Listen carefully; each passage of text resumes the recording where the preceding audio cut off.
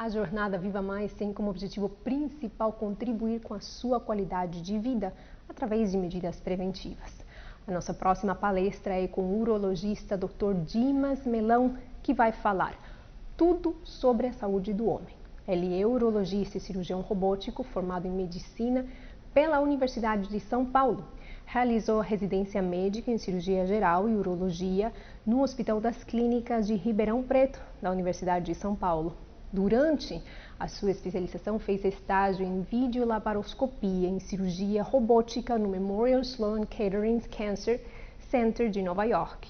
Possui graduação em cirurgia robótica para a plataforma Da Vinci pela Intuitive Surgical, pós-graduação em cirurgia robótica em urologia pelo Hospital Israelita Albert Einstein e tem certificação em cirurgia robótica pela Sociedade Brasileira de Urologia e a Associação Médica Brasileira.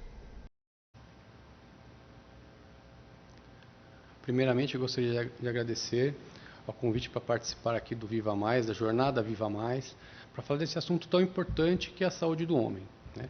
Qual a importância de se falar sobre a saúde do homem? O homem ele morre mais do que as mulheres em todas as faixas etárias. E isso é reflexo muito pelo fato de o homem não gostar de acompanhar, de passar com o médico, né? Ele negligencia a sua própria saúde, isso já é fato, vários estudos nos mostrando esse dado que é muito importante. E qual que é o impacto disso, de o homem não procurar o médico? Ele ia diagnosticar doenças mais tardiamente. Isso, consequentemente, faz com que os tratamentos sejam mais complexos, o prognóstico dessas doenças acabam sendo piores, e isso vai impactar de várias formas na vida do paciente e da sua família. Então a gente vai conversar um pouco aqui sobre a saúde do homem. A nossa intenção é conscientizar, né, o homem sobre os cuidados com a sua própria saúde, quebrar alguns tabus, preconceitos sobre alguns exames, como o exame do câncer de próstata, porque ele é muito importante. A gente vai falar bastante, a nossa ênfase vai ser na saúde da próstata, que são as doenças mais comuns da população masculina, elas são relacionadas à próstata. Então isso é muito importante, tentar divulgar algumas informações para promover a saúde masculina. Bom, a próstata é uma glândula responsável pelo sistema reprodutor masculino. Ela fica localizada logo abaixo da bexiga e acima do reto, e ela é responsável pela produção do líquido seminal, que é fundamental para a parte reprodutiva do homem, né? E o câncer de próstata, ele é o câncer mais importante para o homem, né? Ele é o segundo tumor mais comum, atrás apenas os tumores de pele não melanoma. É a segunda causa de morte por câncer nos Estados Unidos e no homem também no Brasil, a segunda causa de morte após o câncer de pulmão. E essa sua incidência ela vai aumentando com a idade. Quanto mais idoso o homem, maior o risco de ele ter câncer de próstata. Para vocês terem uma ideia aqui nesses números, no triênio 2023 a 2025, a estimativa, a expectativa de novos casos de câncer de próstata é que ultrapasse 70 mil casos ano, né? Em torno de 30% das neoplasias do sexo masculino são associadas ao câncer de próstata, né? Comparativamente à mulher, em torno de 30% das mulheres, o câncer é o de mama. Então é um câncer muito prevalente no homem. Se nós compararmos aqui com o câncer de cólon e reto, que é o segundo mais frequente, a gente tem mais de 3 vezes a frequência do câncer de próstata na população masculina, né? E em torno de 16 mil casos de morte por câncer de próstata por ano no Brasil, né? A gente tem essa média de morte por câncer de próstata, um número também muito elevado, né? E quais os fatores de risco para o câncer de próstata? Todo homem vai ter câncer de próstata, né? Então, os principais fatores são a idade, né? O quanto é raro o tumor de próstata antes dos 50 anos, ele tem seu pico de incidência após os 70, e alguns fatores importantes são a raça e o histórico familiar. De maneira geral, a raça negra, o afrodescendente, ele tem a doença mais frequente e normalmente diagnosticada em fases mais avançadas em homens mais jovens. Então, é um fator de risco muito importante. A população negra precisa ter essa atenção e começar seu rastreamento de forma mais precoce. O histórico familiar também é muito importante. Não quer dizer que um homem que tem algum parente com câncer de próstata, que ele vá ter o câncer de próstata. Mas ele precisa ter ciência de que quanto mais parentes ele tenha com a doença, maior a probabilidade de ele ter o câncer de próstata. Então isso é fundamental para que ele se preocupe e que faça a sua avaliação. Então, para vocês terem uma ideia, o homem que tem um parente com câncer de próstata, ele tem 2 vezes o risco aumentado em relação à população geral. 2 parentes aumenta para 5, 3 parentes 11, então é um aumento exponencial. Então, quanto mais parentes de primeiro grau o homem tenha com câncer de próstata, maior o risco de ele também desenvolver essa doença. Alguns fatores ambientais são importantes, alguns estudos mostram que a população oriental, quando migra para o ocidente, tende a ter mais câncer de próstata, mesmo mantendo seus hábitos de dieta, seus hábitos diários, né? Alguns hábitos de vida também são importantes. Nós sabemos que obesidade, tabagismo, dieta com excesso de gordura animal também são fatores importantes para a saúde da próstata. Existe alguma prevenção? O que nós podemos fazer para prevenir o câncer de próstata, né? Já foram levantadas várias hipóteses, várias suplementações que pudessem, né, prevenir o surgimento do câncer da próstata, mas na realidade nenhum trabalho mostra uma comprovação dessas substâncias na prevenção do câncer, né? Sabemos que alguns antiandrógenos podem diminuir o risco do câncer da próstata, do surgimento do câncer de próstata, e a atividade física é fundamental, né? O exercício físico e o hábito saudáveis, eles vão ser bons para a saúde como um todo, não só para a parte cardiológica, mas também para a saúde da próstata.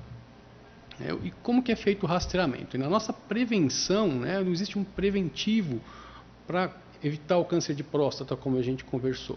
O que existe é um rastreamento, uma prevenção dita secundária, né, onde nós vamos tentar fazer o diagnóstico da doença em suas fases iniciais, que é o que vai nos permitir um tratamento com uma maior chance de cura.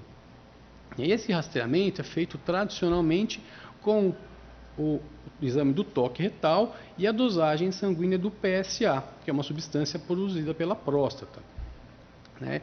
Então, é recomendado, a Sociedade Brasileira de Urologia recomenda que todo homem acima dos 50 anos realize a dosagem do PSA e o exame do toque retal. Para aqueles que têm fatores de risco, né, como a gente conversou, homem da raça negra e com histórico familiar, ele precisa, e hoje também o obeso, né, é um fator de risco, ele precisa começar esse rastreamento. A recomendação é que seja a partir dos 45 anos, deve começar um pouquinho mais precoce, né?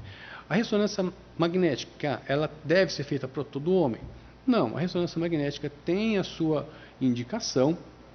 É um exame que é feito quando tem alguma dúvida, casos duvidosos, né, o PSA, um valor duvidoso, um toque duvidoso, e nos casos pré-biópsia. Então, sempre que temos um toque alterado ou PSA alterado, necessitamos prosseguir com a investigação, com a ressonância e uma biópsia guiada por ultrassom.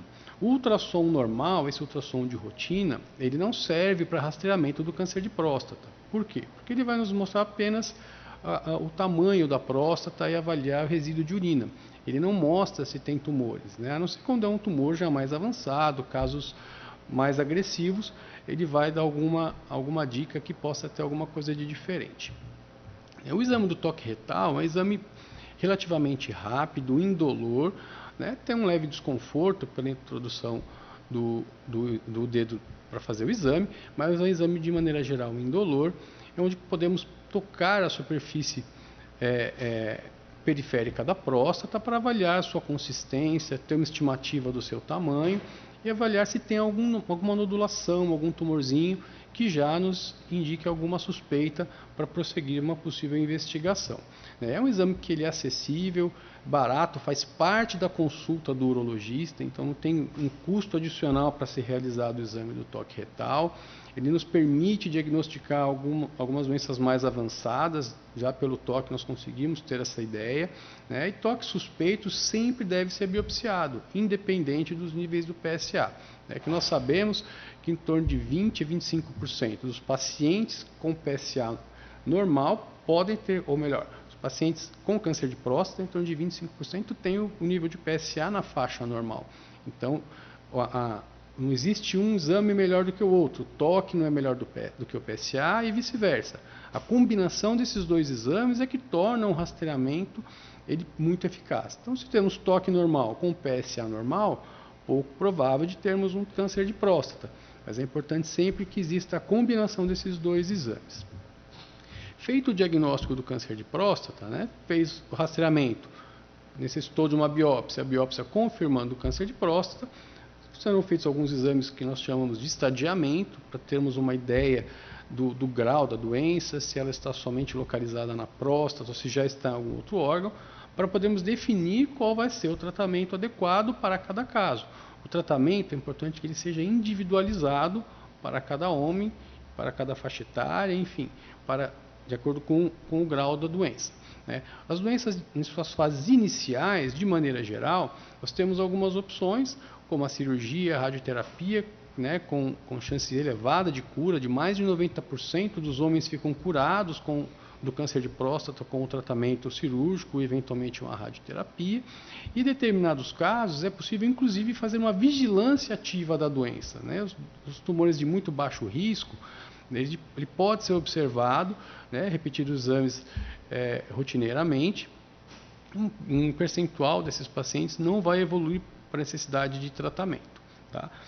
E os casos mais avançados, quando a doença já é diagnosticada em fases avançadas com metástase, de maneira geral os tratamentos são com medicações, são tratamentos paliativos. Nós não falamos mais em cura da doença, apenas num controle. Hoje nós temos drogas avançadas, melhorou muito a qualidade das medicações, a variedade dessas medicações. Então estamos conseguindo prolongar a vida do homem com uma qualidade de vida também satisfatória, que é o que é mais importante. Tá? Então, hoje nós temos também importante lembrar que o maior medo do homem em relação à doença da próstata é ser submetido à cirurgia e ficar incontinente, ficar impotente. E nas últimas décadas a técnica cirúrgica evoluiu muito, então hoje essas complicações que eram muito frequentes no passado, elas melhoraram, elas diminuíram pelo melhor entendimento da anatomia da próstata, pela evolução da técnica cirúrgica e nos últimos anos também com o advento da cirurgia robótica, que tem melhorado muito o resultado da cirurgia, com menor tempo de internação, menor taxa de sangramento, menos dor, um retorno mais precoce às atividades laborais, uma recuperação mais precoce referente à continência e à potência sexual. Então, o resultado, a história natural da doença do câncer de próstata tem mudado graças ao avanço da tecnologia, a informação levando com que os homens façam o seu rastreamento, um diagnóstico mais precoce, o que vai favorecer também o resultado final do tratamento. Como a gente conversou, doenças diagnosticadas tardiamente, o tratamento é mais complexo, as sequelas são mais importantes e vai impactar diretamente na qualidade de vida desse paciente. Outra situação muito importante que nós temos que falar é sobre a hiperplasia prostática benigna, que é o aumento do tamanho da próstata, o aumento benigno do tamanho da próstata, e que muitas vezes alguns pacientes confundem com o câncer. E o que nós sabemos que são duas doenças distintas, duas situações distintas do mesmo órgão. Então o homem pode ter câncer numa próstata pequena ou grande, ele pode ter a próstata muito grande e não ter câncer. Então são duas doenças distintas e que é fundamental que a gente tenha a distinção das duas. A hiperplasia é uma das doenças mais comuns do homem, altamente prevalente no homem, principalmente após os 40 anos, é uma doença relativamente frequente. No entanto, nem todo homem vai necessitar tratar essa próstata aumentada. Nós sabemos que o homem na faixa dos 50 anos, metade deles vai ter algum grau de aumento da próstata e somente em torno de 45% vai apresentar algum grau de sintoma referente a esse aumento do volume prostático. Nos homens mais idosos, na faixa dos 80 anos, em torno de 80% a 90% deles vai apresentar algum grau de aumento, em torno de 60% associado a algum sintoma. E esses pacientes que têm sintomas, somente 30% vai precisar de algum tipo de tratamento. Muitas vezes são sintomas leves, que não atrapalham, não interferem na qualidade de vida, então não necessitam fazer nenhum tipo de tratamento, apenas o acompanhamento. E desses pacientes que necessitam tratamento, 1/3 apenas evolui para tratamento cirúrgico. Com o advento das medicações para hiperplasia das últimas décadas, diminuiu bastante a incidência da cirurgia para hiperplasia prostática benigna. Então, para ter uma ideia, aqui à nossa esquerda uma próstata de tamanho normal, a gente consegue visualizar um canal bem aberto por onde permite o fluxo da urina sair da bexiga pela uretra, e a nossa direita, uma próstata aumentada obstruindo a saída da urina, né? Como eu falei, não necessariamente vai ter essa obstrução, mas quando a próstata cresce, ela tende a apresentar esse estreitamento do canal, que vai levar a alguns sintomas urinários, que é o que vai fazer com que o homem procure muitas vezes o urologista, muitas vezes já preocupado, achando que possa ser câncer, mas em geral o câncer não dá sintoma. O que dá sintoma é a hiperplasia prostática, que nós vamos falar à frente, né? E quais os fatores de risco para a hiperplasia, né? O envelhecimento masculino. Hoje a população masculina tem vivido por mais tempo, né? A expectativa de vida vem aumentando. Então esse envelhecimento masculino, a presença de testículos funcionantes, ele faz com que tenha um aumento do tamanho da próstata. E nós sabemos também que alguns fatores são muito importantes para a hiperplasia benigna, que é a obesidade, a síndrome metabólica, né, a hipertensão, diabetes, elevação das taxas de colesterol e triglicerídeos, né, o sedentarismo, né, e alguns fatores familiares. Então nós sabemos que esses fatores eles influenciam diretamente no tamanho, na velocidade de crescimento da próstata. Então a gente percebe que hábitos saudáveis, o controle das comorbidades são importantes para a evolução da doença da próstata. E quais são os sintomas que essa hiperplasia pode causar para o homem? O que ele pode sentir, que ele tem que ficar atento, que precisa procurar um urologista para fazer sua avaliação, né? O jato começa a ficar mais fraco, necessita de fazer algum grau de esforço miccional, tem aquela sensação de que não esvaziou a bexiga, demora para iniciar a micção, fica com o jato intermitente, aumenta a frequência urinária, tanto diurna quanto noturna, e muitas vezes alguma urgência, tem que parar a sua atividade para correr para o banheiro para poder esvaziar a bexiga. Então esses sintomas, eles são em geral associados à hiperplasia benigna, tá? O câncer de próstata, como eu falei, não dá sintoma nas suas fases iniciais, né? Só que se a hiperplasia, apesar de ser benigna, ela é importante que ela seja diagnosticada e seja tratada. Por quê? Porque se a gente deixa a doença evoluir, a gente vai passar a ter complicações associadas a essa doença, né? Como uma eventual retenção urinária com necessidade de uso de sonda, infecções urinárias recorrentes, formação de pedras na bexiga, sangramento na urina por conta dessa próstata crescida, que ela acaba tendo muitos vasos, acabam rompendo, causando sangramento. A bexiga ela pode entrar em falência devido ao esforço que ela acaba tendo que fazer para esvaziar, eliminar essa urina do seu interior. Então esse esforço crônico da bexiga faz com que ela entre em falência com o passar do tempo, se não houver um tratamento adequado para a desobstrução da próstata. E aí no passado era mais comum, hoje é muito raro, a hidronefrose e a insuficiência renal associadas à hiperplasia, né? Porque no passado o diagnóstico era mais tardio, hoje os diagnósticos estão sendo feitos um pouco mais precoces, os tratamentos têm sido instituídos, a gente quase não tem visto essa condição. Mas é importante também ficar atento que essas condições, né, essas complicações associadas à hiperplasia, normalmente quando elas surgem, elas são indicativas de tratamento cirúrgico, na maior parte dos casos. Tá? O tratamento para a hiperplasia, de maneira geral, se inicia com medicação, né? Os pacientes, a maior parte deles respondem muito bem a tratamento medicamentoso, e a gente vai partir para o tratamento cirúrgico naquelas situações em que o tratamento medicamentoso passa a ser refratário, ou o paciente que não deseja tomar medicamento por longa data, né? Porque o tratamento ele é crônico, é uma condição crônica, assim como a hipertensão, o diabetes, a hiperplasia prostática. Quando se inicia o tratamento, é um tratamento definitivo, só vai parar a medicação se em algum momento o homem for submetido a algum procedimento cirúrgico, né? E como que é feito esse tratamento, como são essas cirurgias? A gente tem algumas opções. Também nos últimos anos, nas últimas décadas, a gente tem aumentado a nossa gama de opções, né, de tratamentos cirúrgicos por paciente.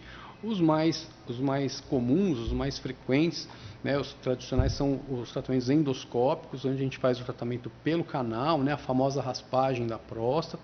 Hoje nós temos alguns aparelhos de laser que têm nos ajudado em alguns casos. Pode ser o tratamento convencional, cirurgia aberta, cirurgia laparoscópica ou robô assistida, também nas próstatas de volume maior. E tem os famosos MISTs, né? São os tratamentos minimamente invasivos, em que são feitos de forma ambulatorial, onde o paciente faz e vai embora. Aqui para vocês terem uma ideia, né, o tratamento que foi o padrão ouro por muitos anos, né, que é a ressecção endoscópica da próstata transuretral, é feito pelo canal, onde vocês podem ver ali a imagem inicial como se fosse uma parede, né, uma próstata obstruída, e ao final, né, na imagem de baixo, a gente já vê um túnel, né, a próstata está aberta, o que permite que o fluxo de urina passe a ser normalizado, um fluxo livre novamente. Tá? E o ROLEP, né, as enucleações com laser, é um tratamento que tem começado a ganhar espaço, é uma enucleação, um tratamento com resultados superiores, né? Hoje os guidelines colocam como o melhor tratamento para a hiperplasia da próstata, com menores sangramentos, recuperação mais precoce e com resultados, como eu falei, superiores à ressecção endoscópica da próstata. Né? O Urolift é um tratamento que são grampos onde se fazem, né, um grampeamento interno da próstata, melhorando o fluxo. Né? O ITIND uma cesta, né, uma cestinha que é colocada como se fosse um stent dentro da próstata para aumentar o fluxo, e a embolização de artérias prostáticas, né, que também é um tratamento.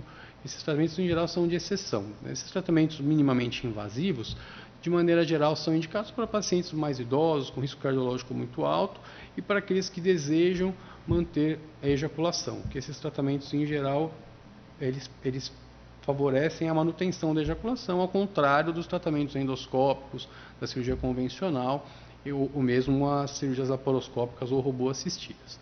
Né?